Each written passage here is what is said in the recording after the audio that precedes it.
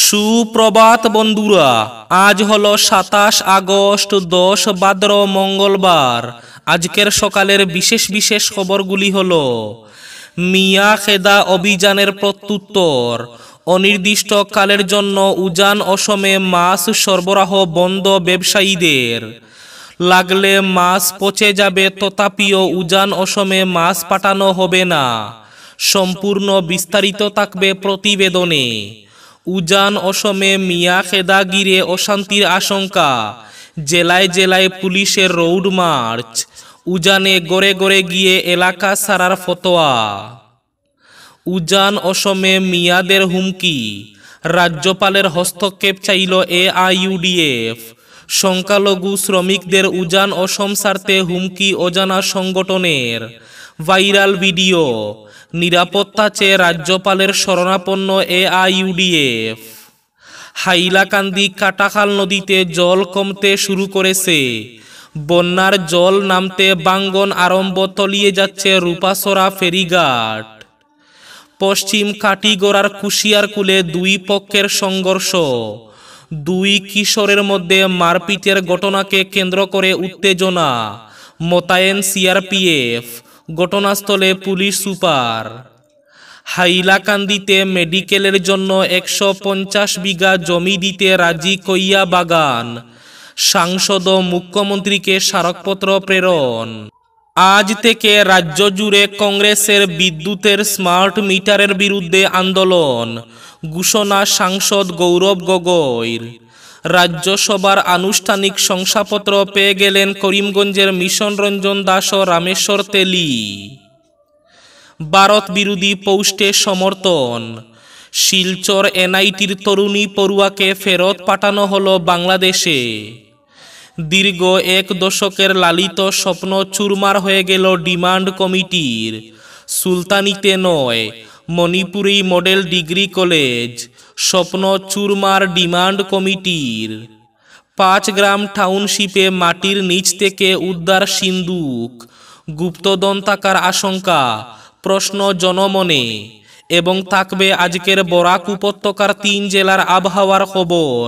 তাহলে বিস্তারিত খবরে যাওয়ার আগে অবশ্যই ভিডিওটিতে একটি লাইক করে চ্যানেলটি সাবস্ক্রাইব করে পাশের বেল আইকনটি বাজিয়ে রাখবেন এবং ফেসবুক পেজটি ফলো করে ভিডিওটি অবশ্যই শেয়ার করবেন, যাতে সঠিক তথ্যগুলো সবার কাছে পৌঁছাতে পারে।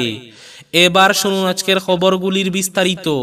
প্রথম খবর, উজান অসমে মিয়াখেদা গিরে অশান্তির আশঙ্কা, জেলায় জেলায় পুলিশের রোড মার্চ, উজানে গড়ে গড়ে গিয়ে এলাকা ছাড়ার ফতোয়া। উজান অসমে শুরু হয়েছে মিয়াখেদা অভিযান। ধর্মীয় সংখ্যালঘু বসতি প্রধান অঞ্চলে গড়ে গড়ে গিয়ে হুমকি দেওয়া হচ্ছে উজান অসম ছাড়তে হবে।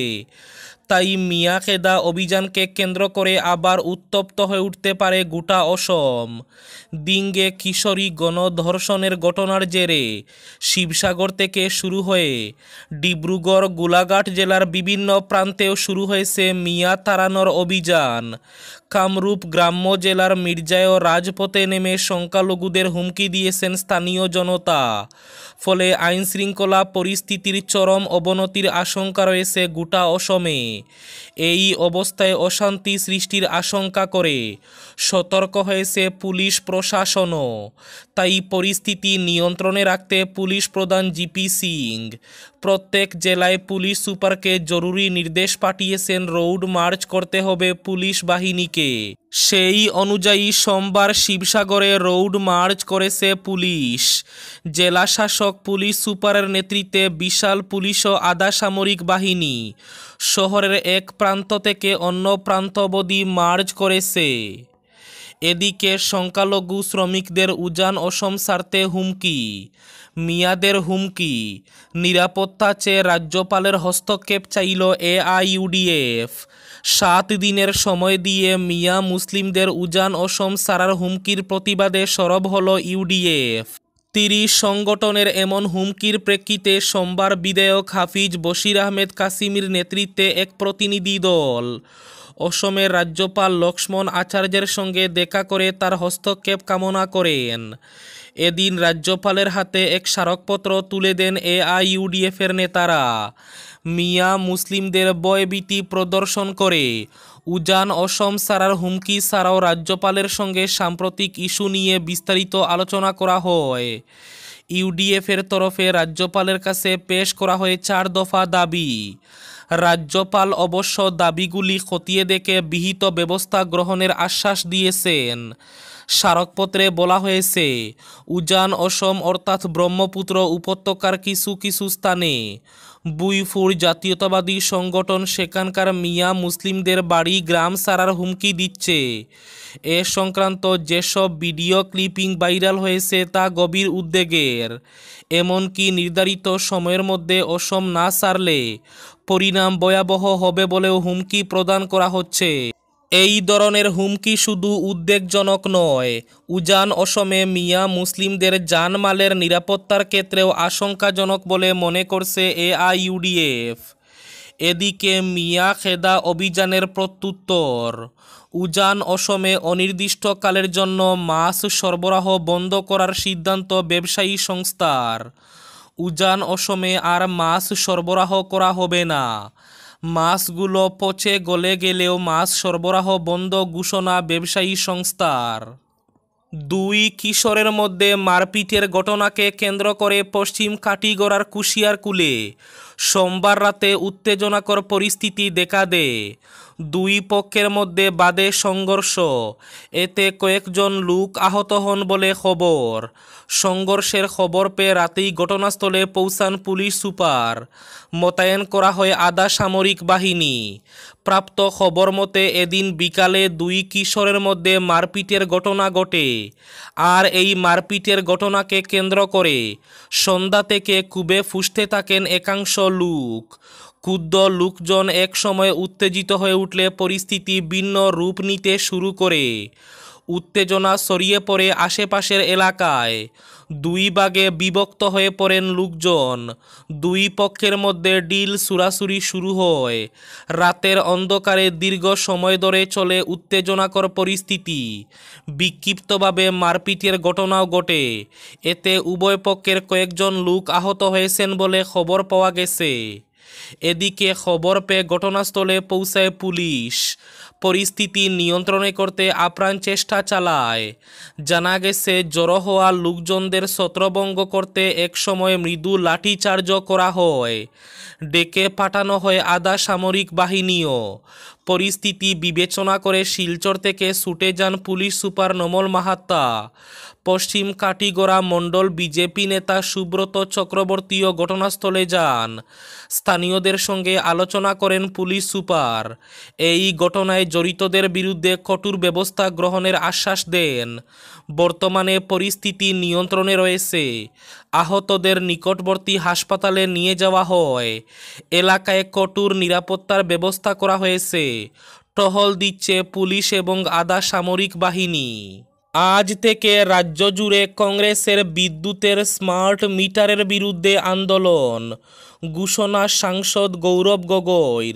স্মার্ট মিটারের বিরুদ্ধে রাজ্য জুড়ে আন্দোলনে নামছে কংগ্রেস। স্মার্ট মিটারের বিরুদ্ধে আজ রাজ্য জুড়ে আন্দোলন সংগঠিত করবে কংগ্রেস। সোমবার জোরহাটে এই ঘোষণা করেন সাংসদ তথা লোকসভার বিরোধী উপদলনেতা গৌরব গগৈ।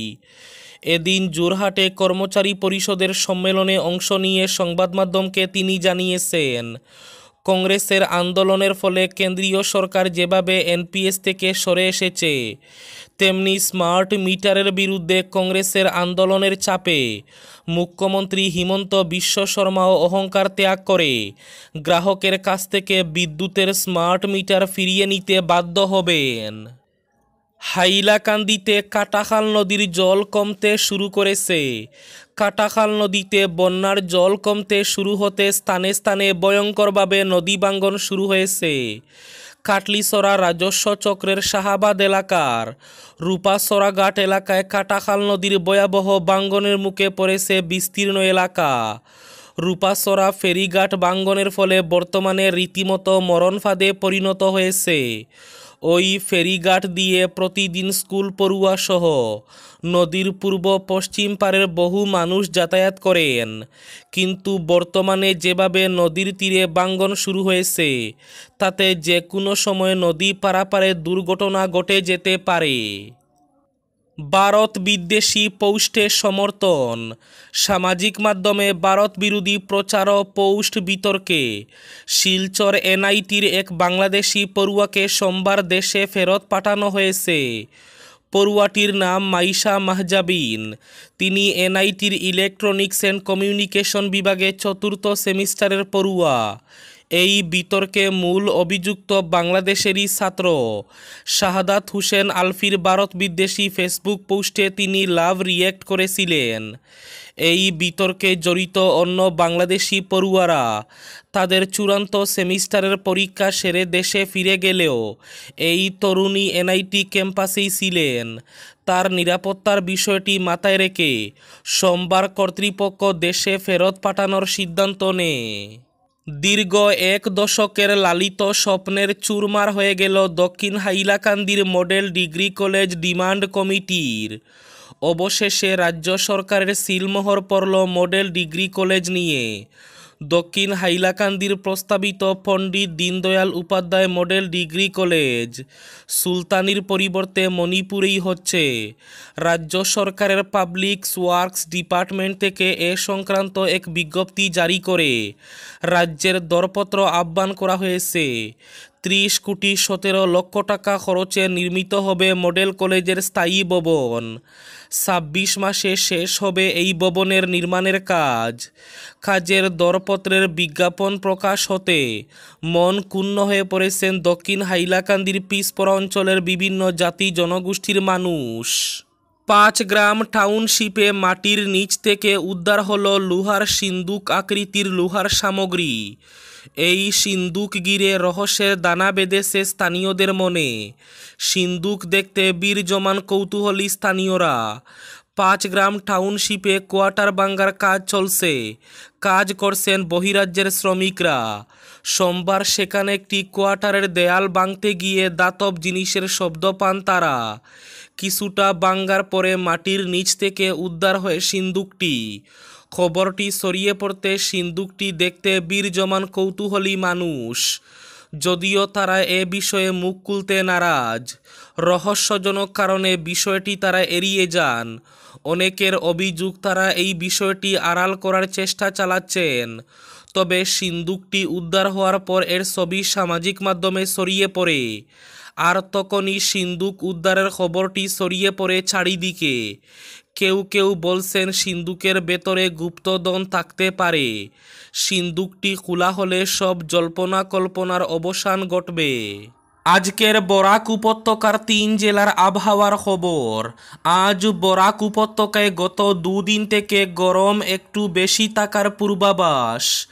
শিলচর কাছাড়ে আজ সর্বোচ্চ তাপমাত্রা থাকবে 33 ডিগ্রি সেলসিয়াস এবং সর্বনিম্ন তাপমাত্রা থাকবে 26 ডিগ্রি সেলসিয়াস।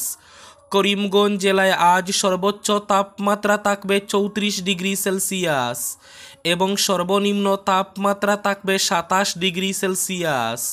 হাইলাকান্দি জেলায় আজ সর্বোচ্চ তাপমাত্রা থাকবে 33 ডিগ্রি সেলসিয়াস এবং সর্বনিম্ন তাপমাত্রা থাকবে 26 ডিগ্রি সেলসিয়াস। এবার শেষ খবরটি। হাইলাকান্দি জেলায় মেডিকেল কলেজ স্থাপনের জন্য প্রয়োজনীয় 150 বিঘা জমি দেওয়ার প্রস্তাব নিয়ে স্বতঃস্ফূর্তভাবে এগিয়ে এলো লালারকইয়া চা বাগান পঞ্চায়েত কর্তৃপক্ষ। করিমগঞ্জের সাংসদ কৃপানাথ মালা, রাজ্যের মুখ্যমন্ত্রী ডক্টর হিমন্ত বিশ্ব শর্মা সহ হাইলাকান্দির জেলা আয়ুক্ত নিসর্গ হিবারেকে চিঠি পাঠিয়ে জমি দেওয়ার ইচ্ছা ব্যক্ত করেছেন কইয়া চা বাগান পঞ্চায়েত কর্তৃপক্ষ। সম্প্রতি রাজ্যের মুখ্যমন্ত্রী হাইলাকান্দি সফরে এসে এই জেলার জন্য একটি মেডিকেল কলেজ নির্মাণের সবুজ সংকেত দিয়ে যান।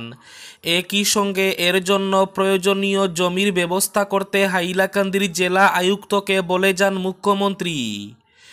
এই ছিল আজকের সকালের বিশেষ খবরগুলি। ভিডিওটি অবশ্যই লাইক করে শেয়ার করে দেবেন।